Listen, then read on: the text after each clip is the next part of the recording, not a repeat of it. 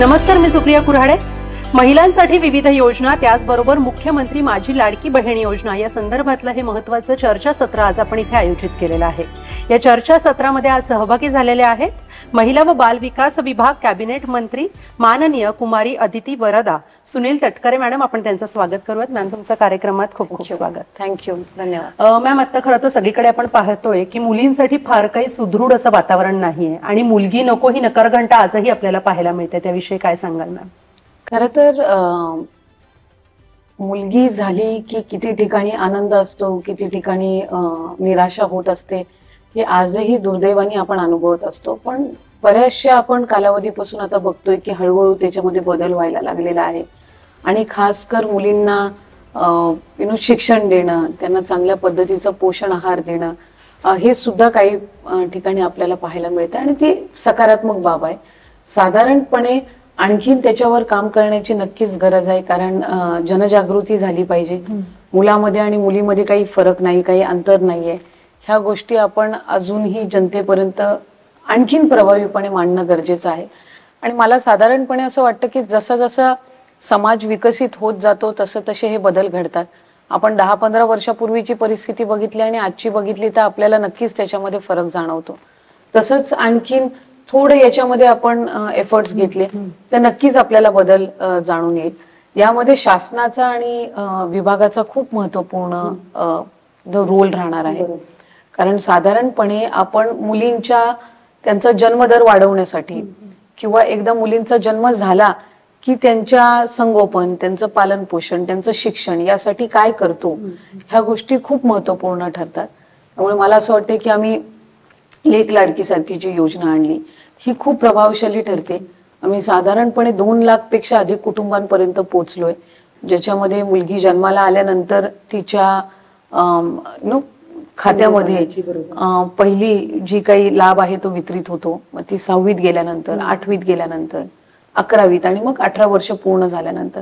त्यामुळे साधारणपणे अशा काही गोष्टी जर आपण केल्या तर नक्कीच त्या उपयुक्त ठरू शकतात. या व्यतिरिक्त उच्च व तंत्रशिक्षण विभागाने निर्णय घेतलेला आहे की उच्च शिक्षण ज्या मुलींना घ्यायचं असेल तर त्यांना मोफत शिक्षणाच्या साठीची योजना आणलेली आहे. त्यामुळे या योजना कुठे ना कुठेतरी समाजावर किंवा त्या पालकांवर एक प्रभावशाली ठरतात की नाही, आपल्या घरी जरी मुलगी जन्माला आलेली असली तरी आपण तिचं चांगलं संगोपन करू शकतो. तिला 8वी नंतर 10वी नंतर काही आपल्याला शाळेतून काढण्याची आवश्यकता नाही. ह्या सगळ्या गोष्टी खूप महत्वाच्या असतात. आणि कुठे ना कुठेतरी मुलीचा जन्म झाला म्हणजे मग आता ते कुटुंब कोण सांभाळणार, आणि मग मुलगा असेल तरच तो वंशाचा दिवा असतो. काही प्रमाणामध्ये आहे अजून असते, पण बऱ्याचशा ठिकाणी आपण आज बघतो की या गोष्टी कुठेतरी कमी झालेल्या आहेत. आणि मुलीही चांगल्या पद्धतीनं त्या संधीचं म्हणजे सोनं करण्याचा प्रयत्न करतात. आणि त्यांना असं माहिती असतं की त्यांना फार मर्यादित कालावधी मिळणार आहे त्यांना प्रूव्ह करण्याचा. त्यामुळे त्याचाही ते खूप चांगल्या पद्धतीनं वापर किंवा उपयुक्त करून घेतात. नक्कीच मॅडम, आणि एक महत्वाचा मुद्दा तुम्ही इथे म्हणला तो म्हणजे मुलींचं शिक्षण. हे फारच महत्वाचं ठरतं, कारण जर मुलगी शिकली तरच ती प्रगती करू शकते. मात्र अजूनही समाजात असंच पाहायला मिळतं की मुलगी शिकून असं वेगळं फारसं काय करणार आहे, तर त्याविषयी तुमचं काय मत आहे? साधारणपणे कुठलाही नागरिक, तो मुलगा असो किंवा मुलगी असो, हे सुशिक्षित असणं, उच्च शिक्षित असणं हे खूप गरजेचं आहे. हल्लीच्या जीवनामध्ये तुम्ही बघाल की इतकं अनप्रेडिक्टेबल झालेलं आहे की मुलगी शिकणं आणि तिने चांगल्या पद्धतीचं शिक्षण प्रदान करणं खूप गरजेचं आहे. तिला कधी आयुष्यात त्याची गरज लागेल हे आपण सांगू शकत नसतो. Specially urban areas, semi urban areas, काही रुरल एरियाज पण असे आहेत की जिथे खऱ्या अर्थानं महिलांना किंवा मुलींना सुशिक्षित चांगल्या पद्धतीचं शिक्षण देऊन, उच्च शिक्षण देऊन त्यांना एक मानसिक हे पण असतं, एक सायकोलॉजिकल स्ट्रेंथ पण असते की नाही, आपण शिक्षण झालेलं आहे, उद्या काहीही जरी परिस्थिती आली तरी आपण चांगल्या कुठेतरी नोकरी करू शकतो किंवा आपल्याला आर्थिकरित्या सुदृढ सक्षम करण्याच्या दृष्टिकोनातून शिक्षण खूप महत्वाचं आहे. नक्कीच. आणि शिक्षणालाच अनुसरून एक पुढचा प्रश्न तो म्हणजे आपण एक महत्वाची सेवा सरकारने राबवली ती म्हणजे अंगणवाडी सेवा. तर ती कशा पद्धतीने फायदेशीर ठरते मुलींसाठी? खरं तर अंगणवाडी सेवा आणि त्या विभागाला आता साधारणपणे 50 वर्ष पूर्ण होतील ICDS विभागाला, आणि ही अतिशय यशस्वी वाटचाल त्यांनी पूर्ण केलेली आहे. अंगणवाडी एक फक्त एक योजनेपुरतं मर्यादित नाही, ती एक चळवळ आहे.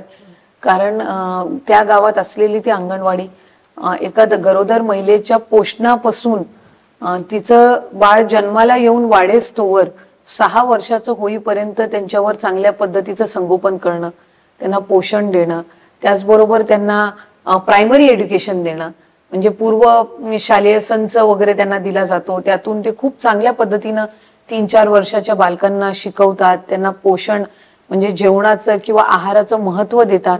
ह्या गोष्टी खूप महत्वाच्या आहेत. आणि नेहमी आम्ही असं बघतो की एखादी ग्रामीण भागातली महिला ज्या वेळेला गरोदर होते ना, बऱ्याचशा वेळेला असं असतं की तिच्या घरातल्यांना कळायच्या आधी सुद्धा अंगणवाडी सेविका आणि आशा सेविकाला तिथं ते कळतं. त्यामुळे ते तितक्या जागरूकतेने काम करतात. आणि ग्रामीण भागामध्ये अशा पद्धतीनं खरं बघायला गेलं ना तर एक आधारही असतो. कारण अतिशय दुर्गम भागामध्ये ज्या वेळेला त्यांना माहित नाही आपण कोणाला विचारावं किंवा कोणासोबत आम्ही गरोदर असताना संवाद साधावा, त्यावेळेला एक अंगणवाडी सेविका मदतनीस एक मैत्रीण म्हणून सुद्धा त्यांच्या सोबत असते आणि त्यांना बऱ्याचशा गोष्टींबाबत ती मार्गदर्शनही करते. त्यामुळे अंगणवाडी ही खूप महत्वपूर्ण घटक आहे. मी फक्त विभागाचं म्हणणार नाही तर एक राज्याचा खूप महत्वपूर्ण घटक आहे.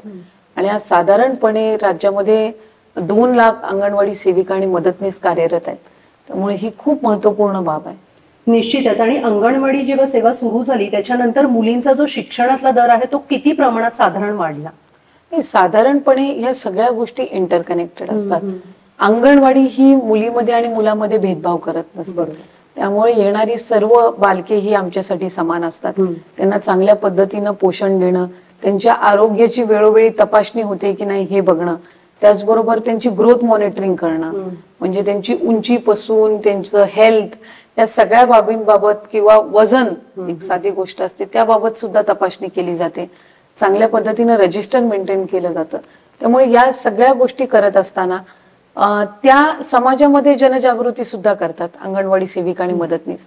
त्या एखादी महिला ज्या वेळेला गरोदर होते त्यावेळेला तिला ही गोष्ट पटवून देणं की तुला ह्या गोष्टीची काही चिंता करायचं कारण नाही की मुलगा होणार आहे का मुलगी होणार आहे. आणि स्वाभाविकरित्या एखादी महिला गरोदर असताना त्या चर्चा होतातच किंवा काय, पण त्याच्यातून तू मानसिकरित्या अजिबातही काही तणाव घेऊ नको, खचून जाऊ नको, किंवा मुलगा आणि मुलीमध्ये काही फरक नाहीये. ह्या गोष्टी कुठे ना कुठेतरी ती माता किंवा भगिनी गरोदर असल्यापासूनच तिच्यामध्ये हे विचार रुजवणं खूप गरजेचं आहे. कारण त्या बाळाच्या आयुष्यामध्ये ती मुलगी असो अथवा मुलगा असो तिच्या आईचं स्थान खूप उजवं असतं. आणि आईनी सुदृढ राहणं हे सुद्धा तितकंच महत्वाचं असतं. त्यामुळे गरोदर असताना त्या मातेला चांगल्या पद्धतीनं आहार देणं, तिला अनेक प्रेग्नेन्सीच्या बाबत गोष्टी समजावून सांगणं.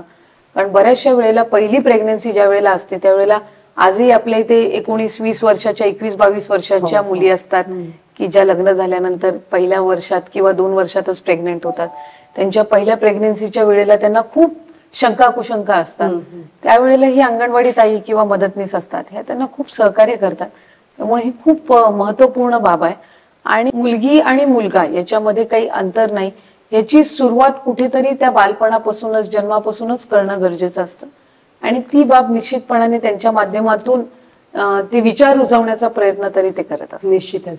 मॅडम, एक महत्वाचा प्रश्न आजच्या चर्चासत्रातला तो म्हणजे माननीय मुख्यमंत्र्यांनी एक महत्वाची योजना राबवली आहे, ती म्हणजे माझी लाडकी बहीण योजना. तर त्याचा प्रतिसाद साधारण कसा आहे? बहिणींना त्याचा लाभ कसा होतो? खूप उद्दंड प्रतिसाद आहे. आणि आम्ही ही योजना राबवत असताना आम्हाला अनेक बाबींबद्दल बारकाईने विचार करावा लागला होता. कारण साधारणपणे या योजनेमध्ये आपण 2.5 कोटीपेक्षा जास्ती महिलांपर्यंत पोहोचतोय. आज आम्ही जवळपास 2,22,00,000 2,23,00,000 पर्यंतचा टप्पा गाठलेला आहे आणि इतक्या महिलांना आम्ही लाभ वितरित केला आहे. त्यामुळे खूप बारकाईनं काम करावं लागलं विभागाला.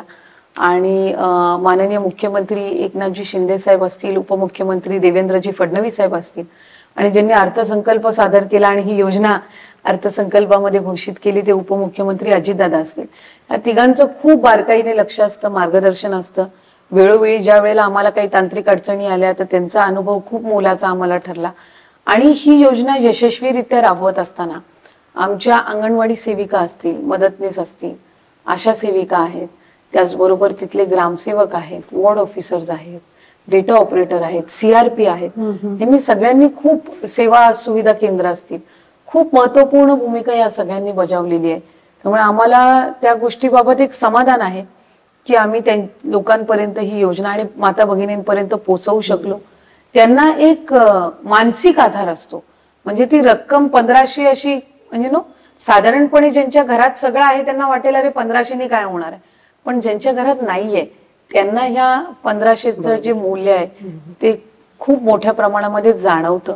त्यांच्या घर खर्चातून त्यांना बचत करून काही ना काही सुरू करावं लागत होतं, पण आज त्यांना माहितीये की त्यांना महिन्याचे हे 1500 सन्मान निधी येणार आहे आणि ते एक बॅकअप असतं आणि खूप गरजेचं असतं. आम्हाला खूप केस स्टडीज सुद्धा आम्ही केल्या, खूप सक्सेस स्टोरीज सुद्धा आम्हाला करता आल्या, ज्याच्यामध्ये 3000चा लाभ वितरित झाल्यानंतर एका भगिनींनी सायकल घेतलेली आहे, काहींनी काही छोटे मोठे उद्योग सुरू केलेले आहेत, काहींनी 3-4 हजार महिलांनी मिळून एक चांगल्या पद्धतीची एक बँकेत खातं सुरू केलेलं आहे किंवा लोन घेतलेलं आहे, सोसायटी स्थापन केलेली आहे. त्यामुळे अशा खूप सक्सेस स्टोरीज आम्हाला ऐकायला मिळाल्या आणि त्यातून आपल्याला कळतं एक घरकाम करणारी मोलकरीण ज्या वेळेला आपल्याला म्हणते की मला महिन्याला 4000 मिळत होते, आता हे 1500 मिळणार आहेत, त्यामुळे माझ्या मुलांना काही मला शाळेतून काढण्याची गरज नाही.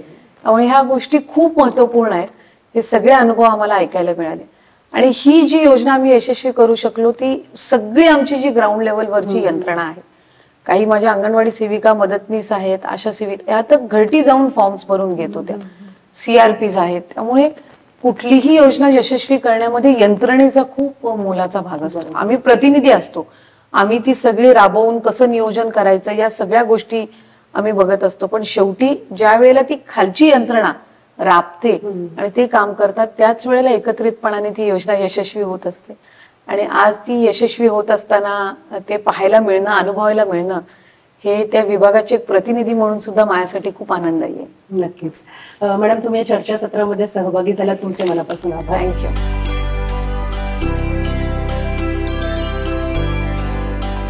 आज या चर्चासत्रामध्ये सहभागी झालेले आहेत माननीय सचिवजी डॉक्टर अनुप कुमार यादवजी. त्यांचं आपण स्वागत करूयात. सर, तुमचं कार्यक्रमामध्ये खूप खूप स्वागत. मुख्यमंत्री माझी लाडकी बहीण योजना ही योजना खरं तर महाराष्ट्र राज्यामध्ये एक अत्यंत महत्त्वाकांक्षी आणि लाडकी बहिणींचे जीवनामध्ये एक आधारभूत परिवर्तन करणारी अशी ही योजना आहे असं मला वाटतं. आपल्याला माहिती असेल की ही जी योजना आहे याच्यामध्ये भगिनींचे खात्यामध्ये 1500 रुपये दरमहा म्हणजे वर्षाचे 18,000 रुपये त्यांचे खात्यात जाणार आहे आणि DBTचे माध्यमातून ही प्रक्रिया जी आहे म्हणजे सरळ त्यांच्या खात्यामध्येच पैसे जाणार आहे, मध्ये कोणी असणार नाही. अशा प्रकारे महाराष्ट्र राज्यामध्ये सुमारे जे महिला भगिनी आहे ज्यांचं उत्पन्न 2.5 लाखापेक्षा कमी आहे अशी सुमारे 2.5 कोटी महिलांच्या खात्यामध्ये दरमहा 1500 रुपये हे DBTद्वारे पाठवण्याची ही योजना आहे. तर अत्यंत महत्त्वाकांक्षी, अत्यंत मोठी स्वरूपाची ही योजना आहे आणि खरोखर मला आनंद वाटते की ही योजना जुलै महिन्यापासून सुरू होऊन आज ते 3ऱ्या महिन्यामध्ये आपण बसलो आहे. तर 1,60,00,000 महिलांच्या खात्यामध्ये जुलै आणि ऑगस्टचे जे पैसे आहेत ते DBTद्वारे गेलेसुद्धा आहे. आता या महिन्याचे ते DBT पुश जे आहे ते आपण 29 तारखेला आपण नियोजन करण्यात आलेलं आहे. त्याच्यामध्ये जुलै, ऑगस्ट आणि सप्टेंबर ह्या 3 महिन्यामध्ये जे भगिनी आपली या योजनेची लाभार्थी झालेली आहेत तर त्यांचे अकाउंटमध्ये आपण DBTच्या माध्यमातून पैसे वर्ग करण्याचं नियोजन केलेलं आहे. ही योजना खरं तर जर बघायला गेलो तो याच्यामध्ये एक महिलांचे खात्यामध्ये पैसे जाणे एवढंच स्वरूप नाही आहे. त्याचे मागचं जे उद्देश आहे ते अत्यंत विस्तृत आहे, मोठा स्वरूप आहे असं मला वाटते. कारण की जे महिला भगिनी आहेत तर त्यांच्या सामाजिक आणि आर्थिक जे सबलीकरण आहे, एम्पॉवरमेंट आहे ते जे आहे या योजनेच्या माध्यमातून साध्य होणार आहे. किंवा काही आता 2 महिन्याची काही सक्सेस स्टोरीजसुद्धा आपल्या समोर आता यायची सुरुवात झालेली आहे. काही महिला भगिनींनी 18,000 एक महिन्यामध्ये 18,000सुद्धा याच्यामध्ये कमावलेले आहे. तर एका माणसाची किंवा एका महिलाची समाजामध्ये जे ओळख आहे तर ते ओळख जे आहे किंवा त्यांच्याकडे बघणारी जी दृष्टी आहे त्याच्यामध्ये सुद्धा परिवर्तन होऊ शकते. समाजामध्ये जर महिलांच्याकडे पैसे त्यांचे स्वतःच्या खात्यामध्ये असले तर समाजामध्ये त्यांच्याकडे बघण्याचा दृष्टिकोन जे आहे ते चेंज होत आहे आणि त्यांच्याकडे फक्त एक महिला म्हणून नव्हे तर त्यांना एक इकॉनॉमिक एम्पॉवर्ड विमेन म्हणून ते बघितलं जाणं सुरू होईल. कारण की त्यांना एक लहान शहान गोष्टीसाठी कोणाच्याकडे बघण्याची किंवा कोणाला पैसे मागण्याची आवश्यकता असणार नाही. उलट त्यांच्या खात्यामध्ये पैसे असल्यामुळे ते बाकी लोकांनासुद्धा, परिवाराचे, कुटुंबाचे बाकी लोकांनासुद्धा त्याच्यामध्ये मदत करू शकतात. काही महिलांनी याच्यामध्ये मुलींची शाळेची फीस असो किंवा दैनंदिन राशन असो अशा प्रकारची जे गोष्ट आहे त्याच्यामध्ये सुद्धा त्यांनी याचा वापर सुरू केलेला आहे. त्याशिवाय काही महिलांनी याच्यामध्ये बचत गट जे आहे तर बचत गटामध्ये जे अगोदरच ज्या महिला याच्यामध्ये सदस्य आहे कुठल्या बचत गटाचे त्याच्यामध्ये त्यांनी याच्याच 1500 रुपये अजून त्यांनी टाकून ते त्यांचा व्यवसाय आहे ते त्याला अजून चांगलं करण्याचा पण सुरू केलेलं आहे. ते इकॉनॉमिक एम्पॉवरमेंट हे त्याच्या एक अत्यंत महत्त्वाचा हेतू आहे. सोशल एम्पॉवरमेंट होत आहे आणि इकॉनॉमिक एम्पॉवरमेंटसुद्धा होत आहे. समाजामध्ये त्यांच्याकडे बघण्याची दृष्टी चेंज होते म्हणजे सामाजिक त्यांच्या एम्पॉवरमेंट होत आहे आणि त्यांच्याकडे डिस्पोजेबल इन्कम होते म्हणजे कुठेही कधीही ते स्वतःचे पैसे खर्च करू शकतात. त्याच्यामुळे त्यांच्या इकॉनॉमिक एम्पॉवरमेंटसुद्धा होत आहे. तर हे जे महिलांचे जे उत्थानाचे विषय, सबलीकरणाच्या विषयाची गोष्ट आहे ते आहे. त्याशिवाय हे जे पैसे आहे त्याच्यातून जे विशेषतः ग्रामीण भागामध्ये जे अर्थव्यवस्थेचा चक्का आहे म्हणजे इकॉनॉमिक सायकल आहे तो पण अधिक गतीने याच्यामध्ये मूव्ह होणार आहे, चालणार आहे असं पण मला वाटते. कारण की आता जसं एका महिलाने काही बचत गट केला, त्यातून काही उद्योग केला तर त्याच्यामध्ये उद्योग जे आहे त्याच्यामध्ये वस्तू विकत घेणे, त्यांना मग परत फिनिश्ड प्रोडक्ट ते बाजारामध्ये जाऊन ते बाजारपेठमध्ये त्याला विकणे, हे जे आहे इकॉनॉमिक सायकल जे आहे त्यातून हे होणार आहे. आणि तसेच जर काही महिलांना पैसे आले तर काही महिला कुठे घराच्या राशनासाठी ते दुकानमध्ये जाऊन ते राशन विकत घेतील, काही लोक काही कपडे घेतात, काही लोक बाकीची गोष्टींवर खर्च करतात. तर हे पैसे कुठेतरी जे ग्रामीण भागाची मार्केट विशेषता आहे त्याच्यामध्ये जाणार आणि त्यातून इकॉनॉमिक जे सायकल आहे ते पण मूव्ह होणार आहे. आणि जर आपण बघायला गेलो तर 2.5 कोटी महिला जर याच्यामध्ये आपले लाभार्थी होऊ शकल्या तर त्यांना सुमारे वर्षाच्या 46,000 कोटी ही जी रक्कम आहे त्यांचे अकाउंटमध्ये जाणार आहे. आणि 46,000 कोटी जर वेगवेगळ्या माध्यमातून बाजारपेठामध्ये जर आपले आले तर इकॉनॉमीचा सायकल कसा आपण विचार करू शकतो की ते इकॉनॉमिक सायकल कसा त्याच्यामध्ये अधिक गतीने घुमणार आहे. तर अशा प्रकारची जे मोठे याच्यामध्ये टार्गेट्स आहे अशी ही एक अत्यंत महत्त्वाकांक्षी योजना आहे. हे फक्त महिलांच्या खात्यामध्ये पैसे टाकणे नसून त्याचा उद्देश, त्याची व्यापकता खूप मोठी आहे असं मला वाटतं. खरं तर 28 जूनला जे आहे कॅबिनेटमध्ये हा प्रस्ताव खात्याच्या मार्फत मांडला गेला होता. 28 जूनमध्ये 2024मध्ये त्याला मान्यता मिळाली आणि आपल्याला 1 जुलैपासून याची अंमलबजावणी करायची होती. तर वेळ फार कमी होता तर ते प्रशासनाच्या समोर आणि आपले जे मशिनरी आहे त्याच्यासमोर एक मोठा आव्हान होता. आणि 1 जुलैपासून जर आपण याची अंमलबजावणी करायची सुरुवात केली तर त्याच्यासाठी कुठलाही प्लॅटफॉर्म नाही, कुठलाही पोर्टल नाही, ते जे खालची यंत्रणा आहे ते पण त्याच्यामध्ये सेन्सिटाईज झाली नव्हती कारण की 2च दिवस झाले GR निघून. मग ते 1 जुलैपासून आपण सुरुवात केली आणि त्याच्यानंतर हळूहळू एक पोर्टल आपण लॉन्च केला. सुरुवातीच्या कालावधीमध्ये आपल्याकडे एक अँड्रॉईड ॲप्लिकेशन होती, नारी शक्ती दूत, त्याचा वापर केला गेला. तर 1 जुलै महिन्यामध्ये फक्त अँड्रॉईड ॲप्लिकेशनमध्येच ते आपण अर्ज जे आहे भरून घेण्याची प्रक्रिया केली. त्याच्यानंतर ऑगस्टमध्ये एक पोर्टल आपला डेव्हलप झाला होता, ते पोर्टलसुद्धा लॉन्च केला. तर हे सुरुवातीपासून याच्यामध्ये हळूहळू फार इम्प्रूव्हमेंट्स करावे लागले. त्याच्या जे टेक्नॉलॉजिकल इम्प्रूव्हमेंट्स आहे, सर्व्हर अपग्रेडेशन आहे किंवा त्याच्यामध्ये नवीन व्हर्जन्स जे आहेत ते रिलीज करणे किंवा फील्डमधून जे काही कंप्लेंट्स येणे किंवा काही सजेशन्स येत होते ते सगळं याच्यामध्ये समावेश करून एक सर्वसमावेशक एक मोबाईल ॲप्लिकेशन किंवा पोर्टल तयार करणे, that was the biggest challenge before us. आणि त्याच्यानंतर मग योजना लॉन्च झाल्यानंतर एकाच वेळी महिलांची खूप गर्दी पण नीचे खाली झाली होती, सर्टिफिकेट्स त्यांना प्राप्त होत नव्हते, असे प्रकारची अडचणी जे आहे प्रॅक्टिकल डिफिकल्टीज पण त्याच्यामध्ये आल्यात. पण ते हळूहळू सगळं सेटल होत गेला. आणि जेव्हा आपला प्लॅटफॉर्म व्यवस्थित तयार झाला, मोबाईल ॲप तयार झाली, पोर्टल तयार झाला आणि खालीसुद्धा जे सिस्टम आहे ते व्यवस्थित झाला. याशिवाय कॅबिनेटमध्ये सुद्धा वेळोवेळी याच्यावर चर्चा झाली, त्याचे काही निकष होते, ते निकषांच्यावर सुद्धा जे स्ट्रीमलायनिंगचं काम आहे ते तिथे झाला.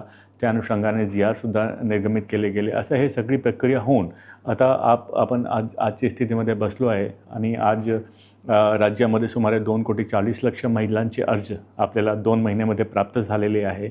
आणि ऑगस्ट महिने म्हणजे 31 ऑगस्टला आपण जवळपास 1,60,00,000 महिलांच्या अकाउंटमध्ये पैसेसुद्धा गेलेले आहे. तर असं करून ही योजना आपण आपली पुढे गेली आहे. आणि हे सांगायला वाटत नाही की सांगायला हरकत नाही की this is just a divine blessings, it is all grace of God. कारण की apparently it was a humanly impossible task असं मला स्वतःला वाटतं आहे. तर it was only grace of God that we could complete this scheme in this way, and still it is going on. सगळी महिला भगिनींना या योजनेच्या निमित्ताने शुभेच्छा. स्वतःच्या जीवनावर, स्वतःच्या आरोग्यावर लक्ष घाला. आणि हे जे आपल्याला निधी प्राप्त होत आहे त्यातून स्वतःचं आरोग्य, स्वतःच्या कुटुंबाच्या जे मॅनेजमेंट आहे, तुमच्या जे बजेट आहे किंवा तुमचा जे व्यवसाय आहे किंवा याच्या फायनान्शियल नियोजन कसं करायचं, वित्तीय नियोजन कसं करायचं आहे त्याच्यावर सुद्धा एक विचार करण्याची तुम्हाला आवश्यकता आहे. तर तुम्ही नक्कीच करणार आहे. कारण की जे सक्सेस स्टोरीज आम्हाला मिळतात त्याच्यामध्ये आताच 2 महिन्यामध्ये आम्हाला जवळपास 2,000पेक्षा जास्त सक्सेस स्टोरीज आपल्याला प्राप्त झालेली आहे. लहान व्यवसाय करूनसुद्धा काही महिलांनी अत्यंत प्रगतिशील विचाराने त्यांनी 18,000 20,000 रुपयेसुद्धा कमावलेले आहे. So this is a very big achievement for ladies. मला असं वाटतं की याच्या जे वित्तीय नियोजन आहे त्याच्यावर तुम्ही भर घाला.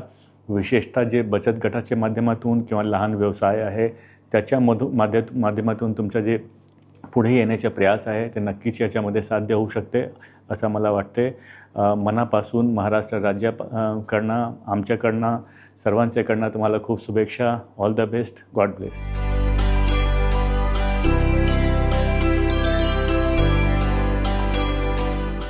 मुख्यमंत्री लाडकी बहीण योजना ही महिला व बाल विकासाची विभागाची फ्लॅगशिप प्रोग्राम आहे.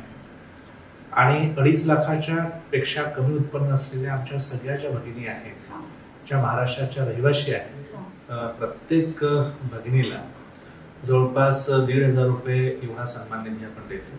आणि हा सन्मान निधी सरळ आपण त्यांच्या खात्यात DBT द्वारे देत असतो. ही नोंदणी अजून सुरू आहे आणि आम्ही त्याच्यासाठी एक प्लॅटफॉर्म तयार केलेला आहे. त्या प्लॅटफॉर्मवर ऑनलाईन कोणतीही आमची भगिनी स्वतः नोंदणी करू शकते किंवा अंगणवाडी ताई यांच्याकडे जाऊन त्यांच्या मदतीनं ही नोंदणी आपण करू शकतो. मुख्यमंत्री माझी लाडकी बहीण हे आपण जर वेबसाईटवर टाकलं तर तो गुगलमध्ये तो प्लॅटफॉर्म येतो आणि मग त्या प्लॅटफॉर्मवर आपण लिंक करून आपण आतमध्ये त्याच्यामध्ये जाऊ शकतो. या महिन्याच्या शेवटीपर्यंत ती योजना लागू राहणार. ही योजना फक्त ऑनलाईन आहे. आपण सुरुवातीच्या काळामध्ये थोडा वेळ ज्यावेळेस मोठ्या प्रमाणावर अर्ज होते त्यावेळेस एक सुरुवातीचा जवळपास 1 हफ्ता आपण ऑफलाईन केलं, त्या सगळे अर्ज आपण ऑनलाईन केले. परंतु आता ही योजना अत्यंत स्टेबलाइज झालेली आहे. मुख्यमंत्री लाडकी बहीण योजनेचा लाभ जास्तीत जास्त घेता यावा यासाठी आम्ही अनेक सुलभीकरण केलं आहे. एक तर आमचं पोर्टल जे आहे ते अत्यंत सोपी आहे. त्याच्यामध्ये फार काही कागद अपलोड करायची गरज नाही. फक्त 15 वर्षाचा तुमचा रहिवास असल्याचं कोणता पण दाखला चालतो. इव्हन आपलं रॅशन कार्ड जे 15 वर्ष आधीचं असेल इव्हन तो सुद्धा अपलोड केला तरी चालतो. आपल्या ऍड्रेस प्रूफसाठी आपल्याला आधार कार्ड अपलोड आपल्याला करायला लागतो, तो आपल्या सगळ्यांच्याकडे आहे. आधार लिंक बँक अकाउंट जे आहे ते आपल्याला करून घ्यायला लागतं. आणि 2.5 लाखाच्या कमी असलेला जो तुमचा कोणता पण पुरावा असेल तो आपल्याला त्याच्यामध्ये द्यायचा असतो. फार काही कागद याच्यामध्ये जे किचकट हे आपण ठेवले नाही आणि त्याच्यामुळं मोठ्या प्रमाणावर आमच्या लाडकी बहिणींनी याच्यामध्ये सहभाग घेतलाय. आतापर्यंत जवळपास 2,37,00,000 एवढ्या आमच्या भगिनींनी पोर्टलवर अपलोड केलेला आहे. आणि त्याच्यापैकी जवळपास 1,65,00,000 भगिनींना आपण लाभ हा त्यांच्या अकाउंटमध्ये दिलेला आहे. जवळपास 53 लक्ष भगिनींना आता आपण या महिन्याच्या अंती आपण ऍडिशनल लाभ देतोय. तर जवळपास 2 कोटीच्या वर आपल्याला या महिन्याच्या अंती आपल्याला लक्षात येईल की जवळपास 2 कोटीच्या वर महिलांना आपण हा लाभ देऊ शकलो. आणि मला सांगायला अत्यंत आनंद होतो की भारतामध्ये डीबीटी द्वारे जी योजना इम्प्लिमेंट केली त्याच्यामध्ये ही फास्टेस्ट योजना आहे. म्हणजे 1.5 महिन्याच्या कालावधीत योजना सुरू होऊन महिलांपर्यंत त्यांच्या खात्यामध्ये पैसे पोहोचणे ही घटना ही महाराष्ट्रामध्ये म्हणजे भारतामध्ये पहिल्यांदा महाराष्ट्रात होते आहे. तर याकरता आमची जेवढी काही जिल्हाधिकारी असतील, मुख्य कार्यकारी अधिकारी असतील, म्युनिसिपल कमिशनर्स असतील, महिला व बाल विकास विभागाचा आमचा संपूर्ण स्टाफ, आमच्या अंगणवाडी ताई असतील, या सगळ्यांना मी याबद्दल विशेष धन्यवाद देतो. कारण की त्यांच्या अथक परिश्रमामुळेच ही योजना आज भारतातली फास्टेस्ट डीबीटी योजना म्हणून ओळखल्या जाते. पहिले तर लाडकी बहीण योजनेचं आमचं जे पोर्टल आहे त्या पोर्टलमध्ये जायचं असतं.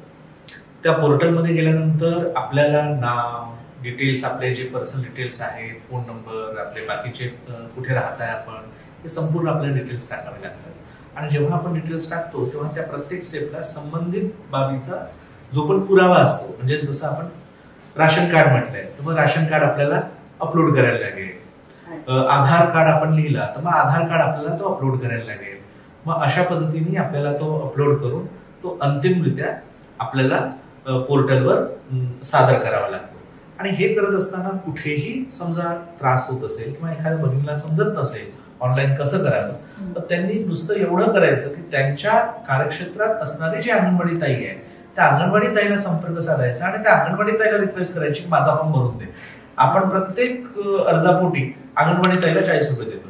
त्याच्यामुळं अंगणवाडी ताईला पण मोटिवेशन आहे की जर जास्तीत जास्त महिलांचा जर त्यांनी अर्ज भरलं तर त्यांना त्याचे इन्सेंटिव्ह पण प्राप्त होतात. तर त्यामुळं जर कुठेही काही कळलं नाही तर फक्त आपली कागद घेऊन आपण अंगणवाडी ताईकडे गेला तर सगळी जी प्रोसेस आहे ती आपल्याला अंगणवाडी ताई करून द्या. 2.5 लक्ष रुपये पेक्षा कमी ज्यांच्या पण महाराष्ट्रातील रहिवासी आमच्या भगिनी आहेत त्या सर्वांना हा लाभ आपण देऊ. एकतर आपण डायरेक्टली जाऊ शकता, जसं मी आपल्याला सांगितलं, ऑनलाईन आपण सरळ मुख्यमंत्री माझी लाडकी बहीण असं गुगलमध्ये टाईप केलं की आपल्याला पहिला तो पोर्टलचा वेबसाईट आपल्याला प्राप्त होते. जर आपल्याला ऑनलाईन कठीण जात असेल तर सरळ आपण आमच्या अंगणवाडी ताईला संपर्क साधला. आपल्या प्रत्येक गावामध्ये अंगणवाडी आहे आणि अंगणवाडी ताई आहे.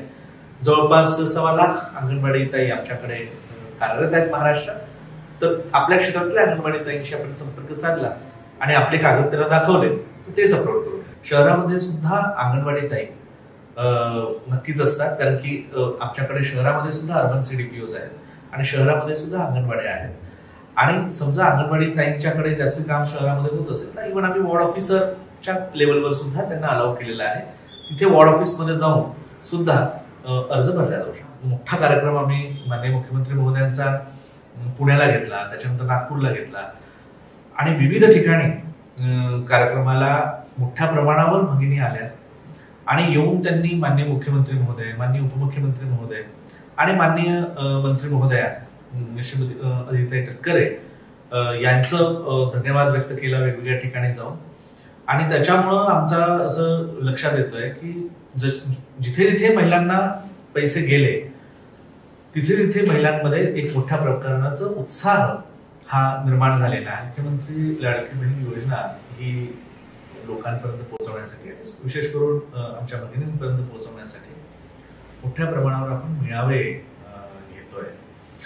तालुका लेवलवर, जिल्हा लेवलवर, विभागीय स्तरावर. आणि या सर्व मेळाव्यांना सर्व जिल्ह्याचे माननीय पालकमंत्री उपस्थित असतात. आमच्या मंत्री महोदया अदिती तटकरे या संबंध महाराष्ट्रामध्ये वेगवेगळ्या जिल्ह्यात फिरत असतात आणि तिथे मेळाव्यांमध्ये त्या आपली उपस्थिती देतात. तसंच माननीय मुख्यमंत्री महोदय, माननीय उपमुख्यमंत्री महोदय हे सुद्धा वेळोवेळी या मेळाव्यांना भेट देत असतात. याच्या व्यतिरिक्त मला आपल्याला सांगावंसं वाटेल की मुख्यमंत्री लाडकी बहीण योजना ही अशा प्रकारची योजना ही बाकी राज्यात पण आहे. पण आपल्या राज्यात हे थोडं वेगळी आहे.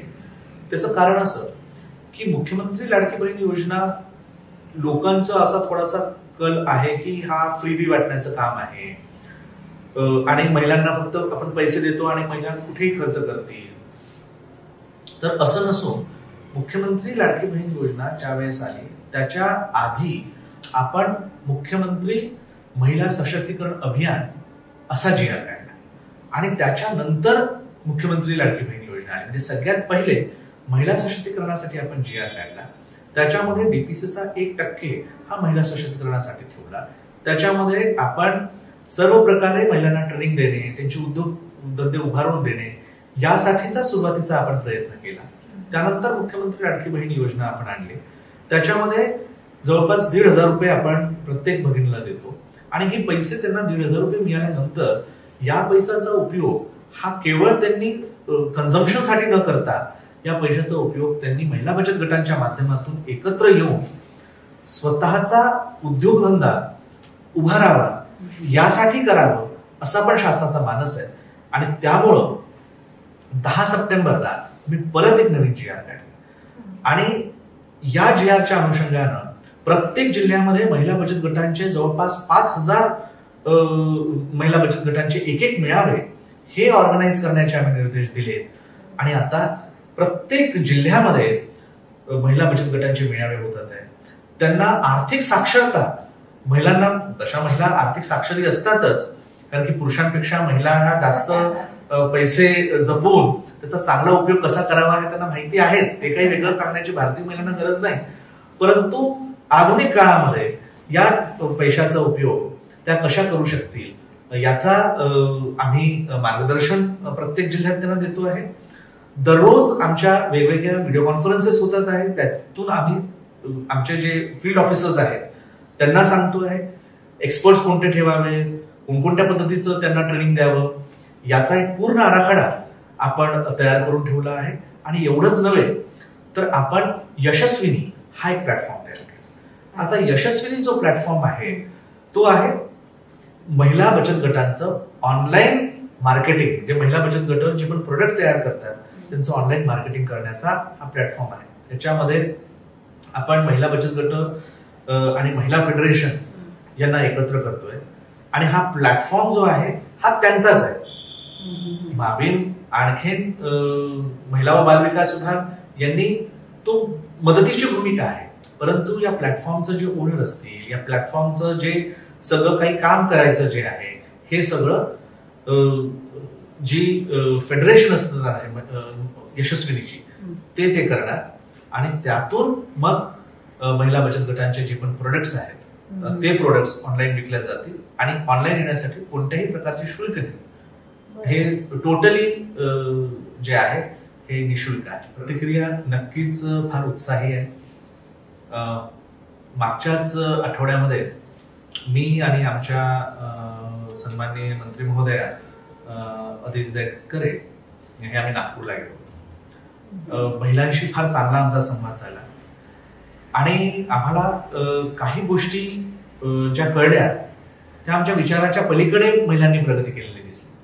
पहिली गोष्ट अशी झाली की काही महिला एकत्र आल्या नागपूरमध्ये जवळपास 3,000 महिला आणि यांनी एकत्र येऊन जो पहिला हप्ता आम्ही जो 3,000 रुपयाचा त्यांना दिला 2 महिन्याचा त्याच्यापैकी 1,000 रुपये त्यांनी वेगळे काढले आणि ते 1,000 रुपये वेगळे काढून त्यांनी स्वतःची पतपेढी सुरू केली, कॉपरेटिव्ह ऑर्गनायझेशन सुरू केली, क्रेडिट कोऑपरेटिव्ह सोसायटी.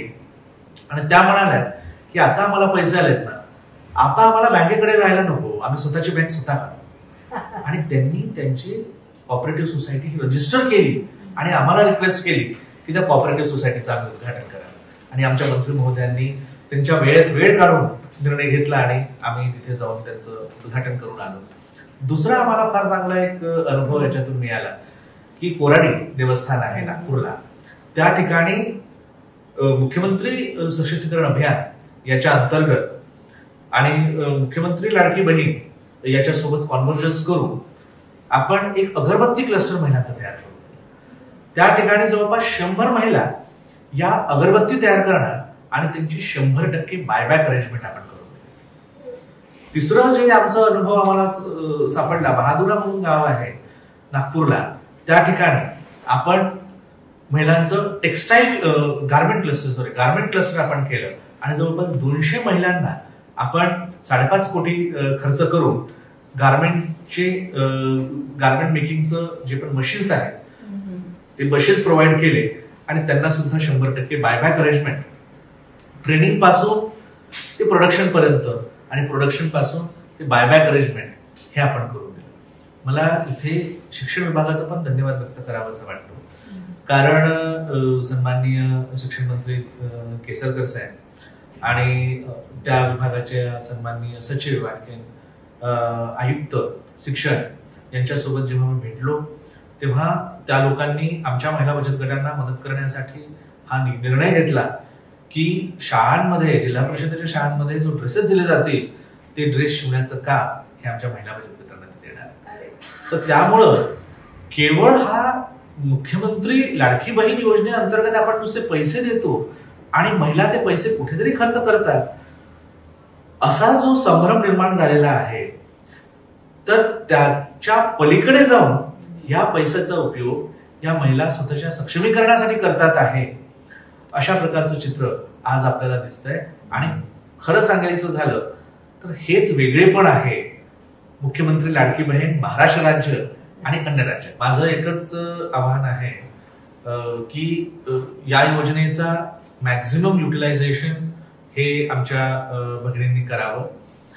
नक्कीच पहिल्या 1-2 महिन्यामध्ये त्यांना ज्या ज्या गरजेची कामं आहेत ती नक्की त्यांनी करावी, परंतु त्यानंतर मात्र जो पण निधी येतो आहे त्या निधीचा उपयोग त्यांनी कॅपिटल इन्व्हेस्टमेंट म्हणून करावा आणि जे 1,500 रुपये देतोय त्याला पुढच्या काही काळामध्ये 1.5 लाख करून दाखवावं. महाराष्ट्र शासन हे त्यांच्या या उपक्रमामध्ये नक्कीच त्यांच्यासोबत राहणार आहे आणि आपण जो उदंड प्रतिसाद दिला यासाठी मी माझ्या सगळ्या महाराष्ट्रातील भगिनींचा आभार मानतो. याच चर्चासत्रामध्ये आता आपल्यासोबत जोडले गेलेले आहेत शिक्षण तज्ज्ञ श्री अरुण आगळेजी. आपण त्यांचं स्वागत करूया. सर, तुमचं कार्यक्रमात खूप खूप स्वागत. नमस्कार सर, एक महत्वाची योजना राबवली गेली आहे मुख्यमंत्र्यांकडून, ती म्हणजे माझी लाडकी बहीण योजना. तर एक शिक्षण तज्ज्ञ म्हणून खरं तर मला तुम्हाला हा प्रश्न विचारावा असा वाटतो की ही योजना राबवण्याची गरज शासनाला का वाटली? सर्वप्रथम मुलींचं शिक्षण आणि महिला सक्षमीकरण या दृष्टीने या योजनेचं महत्व खूप आहे. आपण पहा की आरक्षण किंवा आपण सवलती कोणत्या घटकांसाठी देतो की जो घटक हा समाज प्रवाहापासून दूर आहे, त्या घटकाला पुन्हा समाज प्रवाहाशी जोडायचा असेल तर त्यासाठी काहीतरी मदतीचा हात द्यावा लागतो. आज आपण पाहतो की तळागाळामध्ये राहणाऱ्या गरीब वाडी वस्तीवर राहणाऱ्या महिला आहेत, या आर्थिकदृष्ट्या सक्षम नसल्यामुळे अनेक समस्यांना त्यांना सामोरं द्यावं लागतं. आपल्याला माहिती आहे की जर आर्थिक सक्षमता असेल तर मानसिक आरोग्य राखलं जातं आणि मानसिक आरोग्य हे शारीरिक आरोग्याशी निगडीत आहे. म्हणून शासनाने जर असा विचार केला असेल की या महिलांना, ज्या महिलांना हा लाभ द्यायचा आहे त्या महिलांचे जे निकष त्यांनी पाहिले तर समाज प्रवाहापासून थोड्या मागे राहिलेल्या महिलांना पुढे आणण्यासाठी हा एक प्रयत्न केलेला आहे. आणि यासाठी महाराष्ट्राचे मुख्यमंत्री, दोन्ही उपमुख्यमंत्री आणि विशेषतः या खात्याच्या मंत्री आदित्यताई तटकरे यांनी घेतलेली मेहनत ही प्रचंड आहे. नक्कीच. सर, आतापर्यंत महिलांसाठी किंवा मुलींसाठी अशा अनेक पद्धतीच्या योजना राबवल्या गेल्या, मात्र या योजनेचं वेगळेपण काय आहे? तुम्हाला एक शिक्षण तज्ज्ञ म्हणून काय वाटतं? खूप सुंदर प्रश्न विचारलात की प्रकल्प पद्धतीचा एक अभ्यासक म्हणून मी ज्या वेळेला या योजनेकडे पाहतो तर या योजनेचा आवाका प्रचंड आहे, ज्याला आम्ही सॅम्पलिंग म्हणतो. हे कोणत्याही योजनेमध्ये इतक्या मोठ्या प्रमाणामध्ये लाभार्थी असणं ही दुर्मिळ गोष्ट असते. म्हणजे केवळ हजारो नव्हे, लाखो नव्हे तर करोडो लाभार्थी, त्या करोडो लाभार्थ्यांपर्यंत योजना काही कालावधीमध्ये पोहोचवणं ही सोपी गोष्ट नव्हती. यासाठी ऑनलाईन पद्धतीचा वापर करणं म्हणजे फॉर्म भरणं, हे थेट फॉर्म भरण्याची प्रोसेस ऑनलाईन पद्धतीत आणि थेट खात्यावर पैसे येण्याची पद्धत ही ऑनलाईन. म्हणजे याच्यातून आपण आर्थिक साक्षरता आली, त्याचप्रमाणे संगणकीय ज्ञान, अनेक गोष्टींचा, छोट्या छोट्या गोष्टींचा याच्यामध्ये अभ्यास केलेला आहे. त्याचप्रमाणे आपल्याला माहिती असेल की याच्या अगोदर माझी गृहमंत्री होते, त्यांनी तंटामुक्त गाव ही एक योजना आणली होती. बरोबर. या योजनेची जितक्या प्रभावी अंमलबजावणी त्या काळामध्ये झाली त्यानंतर मला वाटतं सर्वाधिक बोलबाला या योजनेचा आहे. आपण सोशल मीडियावरती पाहतो की सर्वाधिक सर्च महाराष्ट्रातून नव्हे, भारतातून नव्हे, तर जगभरातून माझी लाडकी बहीण योजनेचे सर्च आपल्याला दिसत आहेत.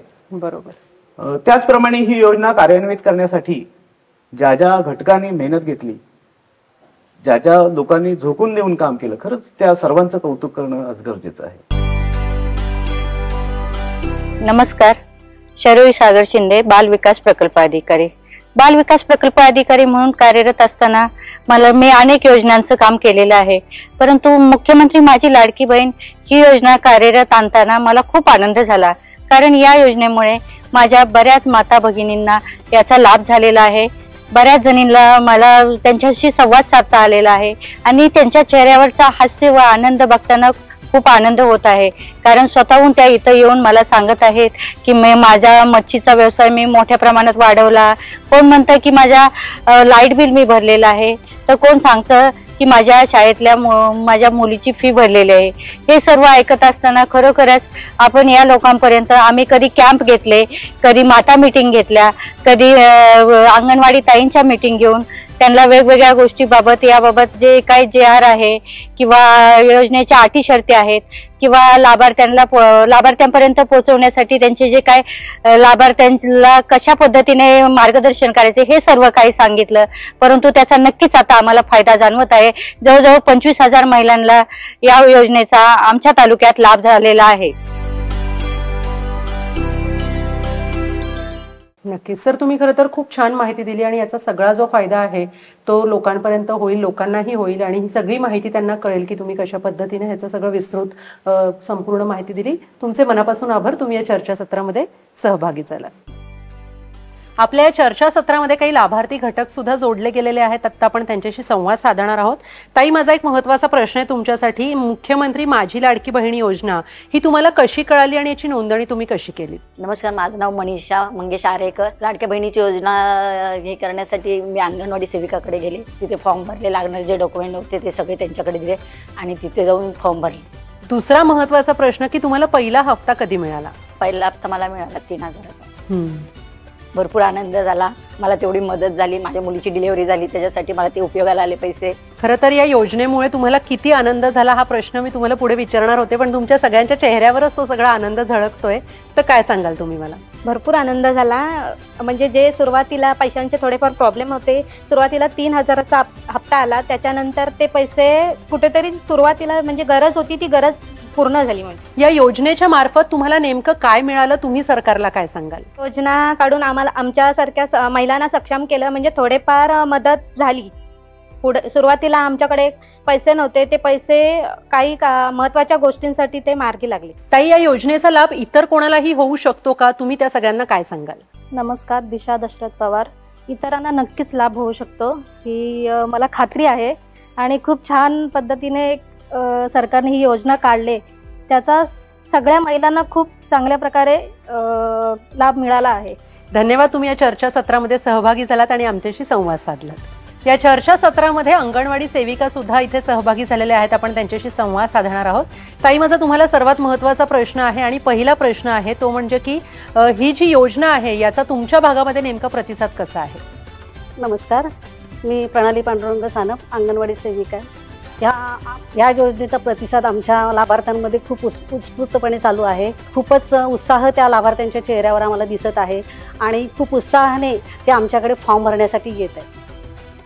योजनेची माहिती देताना आम्ही प्रथम त्यांना त्यांचे वयोगट सांगितले.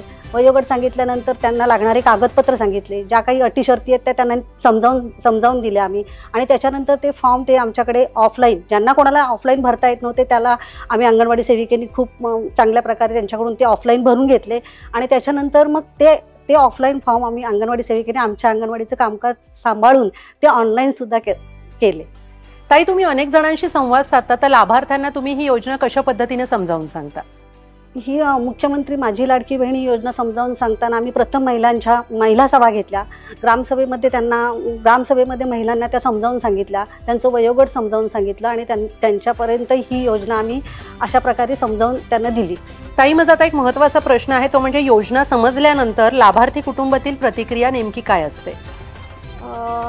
असं म्हणायला तर अगदी जो महिलांच्या चेहऱ्यावरचा जो आनंद होता हीच आमच्या केलेल्या कामाची पोचपावती आम्ही ह्या भाषेमध्ये सांगू शकतो आणि खरोखर अगदी मोठ्या प्रमाणात आम्हाला प्रतिसाद महिलांकडून भेटला. तुम्ही इतक्या जणांशी खरं तर संवाद साधत असता, तर तुम्हाला जे आलेले अनुभव आहेत ते थोडेसे आमच्याशी शेअर करा. एक मी तुम्हाला लाभार्थीविषयी सांगू शकतो. 2-3 महिने झाले असतील ज्या महिलेचे, म्हणजे विधवा महिला आहे, तिचे 2 महिने झाले तिचे मिस्टर वारलेले. तिची आर्थिक परिस्थिती खूप कमकुवत होती. तिला तो लाभ भेटला, पहिला हप्ता भेटला 3,000चा. तिने आनंदाने फोन करून मला सांगितला, बाई माझ्याकडे 3,000चा हप्ता आला, माझ्या मुलांच्या शिक्षणाची सोय झाली. माझं निरोप तुम्ही आदितीताईंना सांगा की माझं खूप मोठं काम त्याही हे केलं. त्यांनी त्यांचं जे आलेले प्रतिक्रिया, म्हणजे त्यांनी दिलेला जो रिप्लाय आम्हाला, त्यांचे ते हास्य, तेच आमच्या कामाची पोचपावती मी मागाशी. या चर्चासत्रामध्ये वेळ झालेली आहे इथेच थांबण्याची. आपण पुन्हा भेटणार आहोत एका नवीन चर्चासत्रामध्ये. तोपर्यंत नमस्कार.